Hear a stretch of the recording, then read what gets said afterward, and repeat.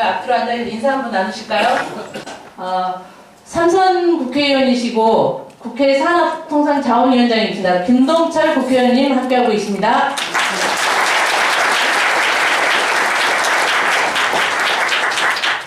네, 세계로 뻗어가는 우리 지역의 TK 산업의 김보건 회장님 함께하고 있습니다.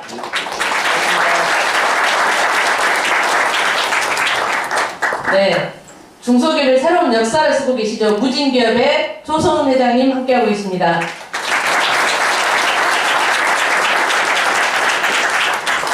아마 앞으로 발전이 더 기대되는 기업입니다. 금강의 김식 회장님 함께하고 있습니다.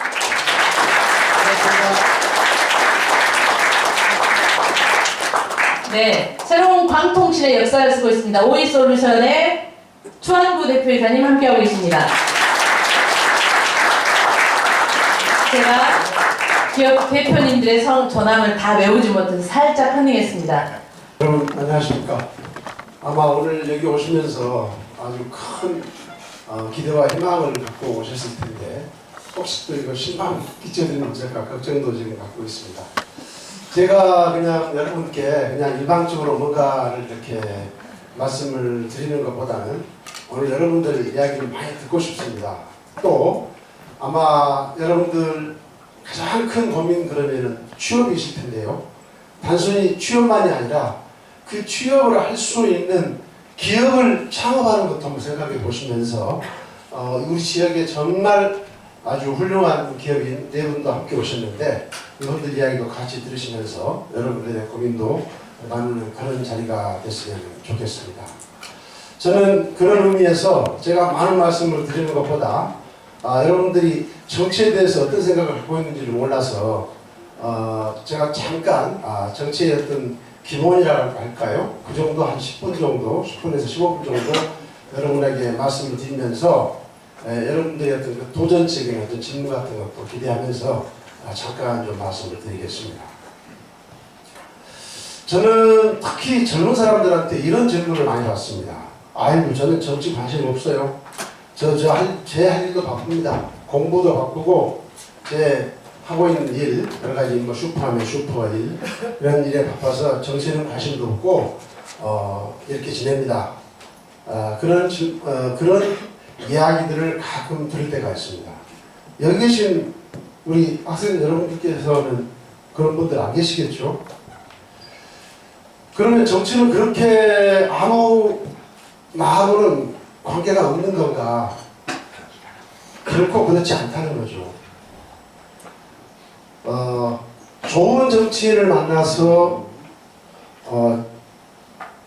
그런 정치인이 경영하는 국가는 정말 나라도 잘 발전하고 국민이 행복할 수 있는데 만약에 호전적인 정치인을 만나면 예를 들어서 이라크의 후세인 같은 대통령은 국민이 뽑은 대통령입니다.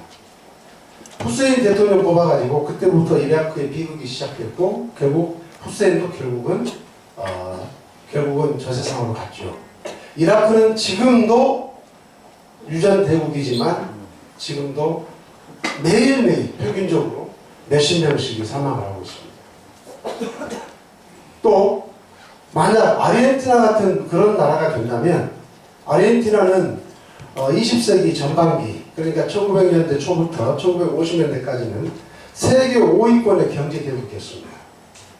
그러니까 아르헨티나는 그 당시 세계 5위권이니까 농산물 최대 수출국이었거든요. 우리가 이야기하는 볼펜, 무슨 헬리콥터도 아르헨티나가 처음 발명했어요. 1900년대에 엘리베이터, 에스컬레이터를 가지고 있는 나라였습니다. 노벨상 수상자가 5명이 나왔습니다. 그런데 요즘 아르헨티나는 그런 세계 5위권의 경제 대국이지만 지금은 한 국민소득이 12,000불 정도. 그러니까 우리보다도 못하죠. 근데 우리는 아르헨티나보다 자원이 있으니까 땅이 넓습니까? 아르헨티나는 우리나라보다도 한반도의 10배 이상의 면적을 갖고 있죠. 자원도 엄청나잖아요. 그런데 그 아르헨티나가 결국 소위 그 포퓰리즘이라고 그러죠. 포퓰리즘의 정치 때문에 말하자면 각계의 국민들의 무분별한 요구를 수용하다 보니까 아직도 아르헨티나는 헤어나지 못하고 있죠. 그런가 하면 아르헨티나 인접나라인 브라질은 한때 인플레이션이 5000%까지 갔던 나라입니다. 1년에 50%가 물가가 뛰었어요. 1980년대까지 그랬습니다. 그런데 20세기 말 90년대부터 시작해서 카르도소라는 대통령, 그리고 여러분이 잘 아는 룰라 대통령이 92년이죠. 92년에 2002년이니까 2002년에 등장해서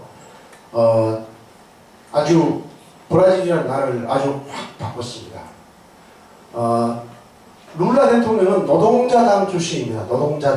노동자당 출신인데도 당의 어떤 그런 반자본주의에 대해서 그걸 따라간 것이 아니라 정말 시장을 중시하는 그런 정책을 폈습니다.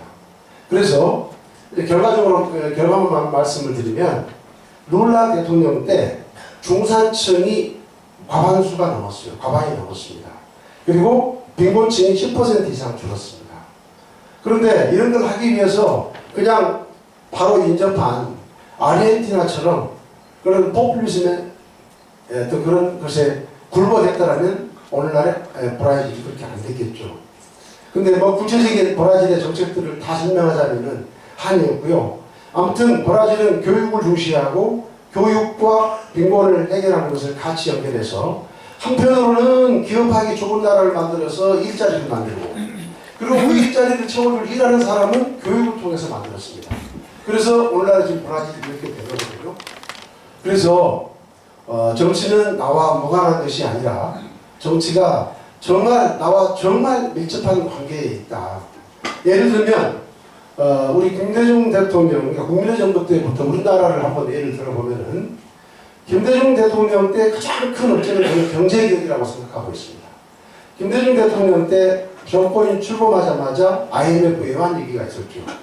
그 당시 우리나라 기업들의 부채 비율이 500% 이상이었습니다. 평균. 그리고 전혀 이자 보상 비율이 1 미만이었습니다. 그래서 번 돈으로 이자를 못 갚았습니다. 대부분의 기업들이. 대우 같은 기업은 부채 비율이 800%, 900%였습니다. 결국 대우는 공중분해가 됐죠.